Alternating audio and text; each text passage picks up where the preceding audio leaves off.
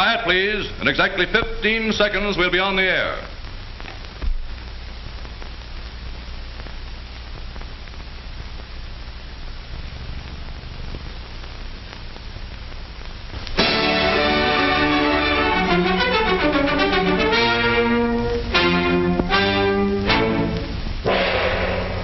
Rubinoff and his violin.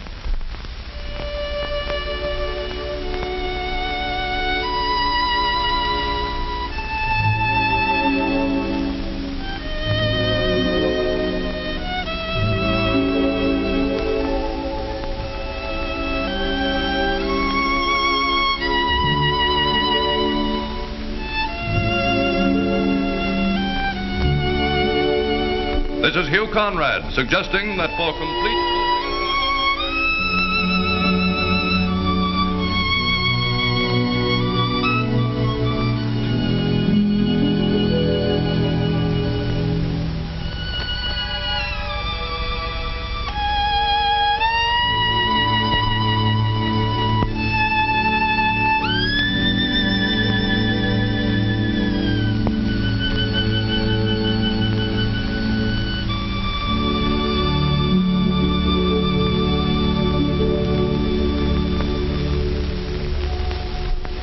Rubinoff and the orchestra carry on with the overture.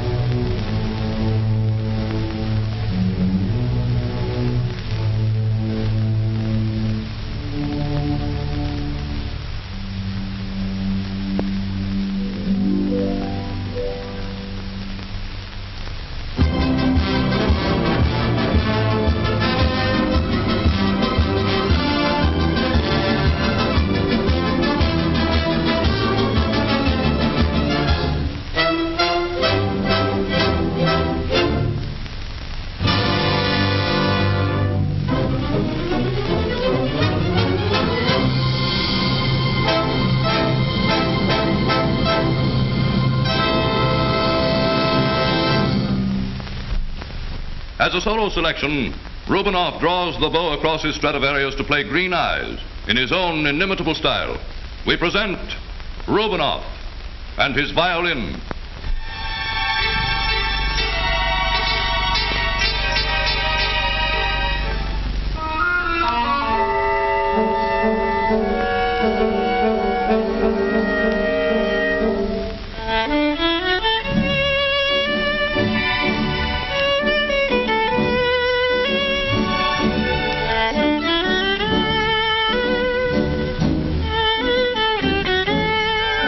And so, we're on the air. Let's see how the broadcast gets from the studio to your home. Of course, you don't hear the real sounds over your home radio. What you hear is a translation of the sounds. Sound travels in waves. The picture of a sound wave, if we could see it, would look very much like this. These sound waves, made by the musical instruments, travel in all directions at once. Some of them are hitting that microphone and being picked up by it. The microphone is simply an electrical ear, the ear of the broadcast listeners. It picks up sound waves and converts them into electrical current. The operation of the microphone is very similar to the telephone in your home. Any sound, such as music or a voice, pushes this metal ribbon back and forth, causing a corresponding back and forth movement in an electrical current. When I say 1, the ribbon moves back and forth. Watch again. 1.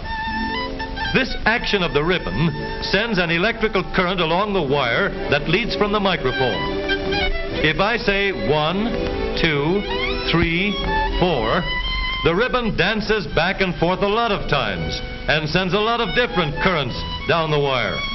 All the electrical currents from all the microphones are controlled and sent out to the transmitting stations. These currents form what we call the audio wave. a wave you can hear. The audio wave still looks like this after it has been changed into electrical current. We want to make this wave stronger, so we amplify it here in the studio control room and again in the master control room. Each time we amplify it, the wave looks a little bigger, like this. Now this wave must travel over wires to the transmitting station hundreds and sometimes thousands of miles from the studio. Rubinoff and the orchestra now offer for your entertainment a rhythmic arrangement of Spring, Beautiful Spring.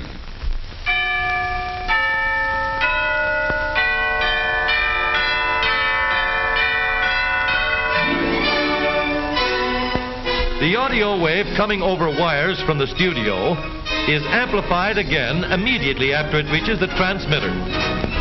But the trouble with this wave is that it can't carry itself anywhere. So we have to produce another wave that will travel long distances and carry the audio wave with it. The audio wave looks like small water waves. It will only go a short distance, getting weaker and weaker, and finally dying out.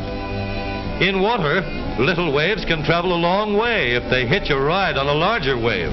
So for radio, we make a larger, more powerful wave to carry the little waves. This carrier wave is made by what we call the oscillator. The oscillator acts like an electric pump, producing smooth and steady power that looks like this. When the wave made by the orchestra goes into the transmitter, it is put together with the carrier wave by a process called modulation. The modulator controls the flow of the carrier wave and impresses on this flow the music of the orchestra so that the combination looks like this. The carrier wave supplies the power, and the wave made in the microphone writes its signature on it. The result is the radio wave. Now comes the job of making this radio wave strong enough so that it will get to your radio. In order that you may hear it, we have to amplify the current in these big tubes gradually through several stages. In the first stage, the wave looks a little bigger.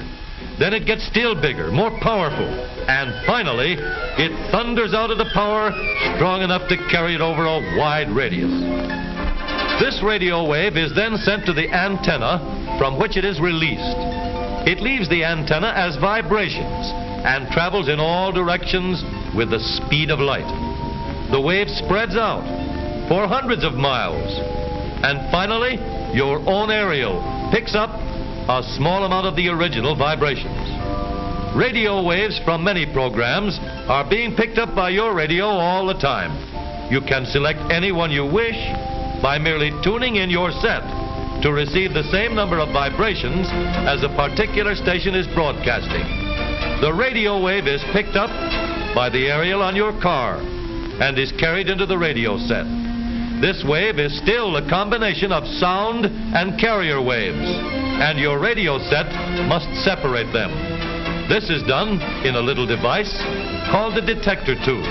You've seen one in your own radio. This detector cuts off the bottom part of the wave so that if we follow the top line of what's left, we have an audio current wave exactly like the one we made in the studio.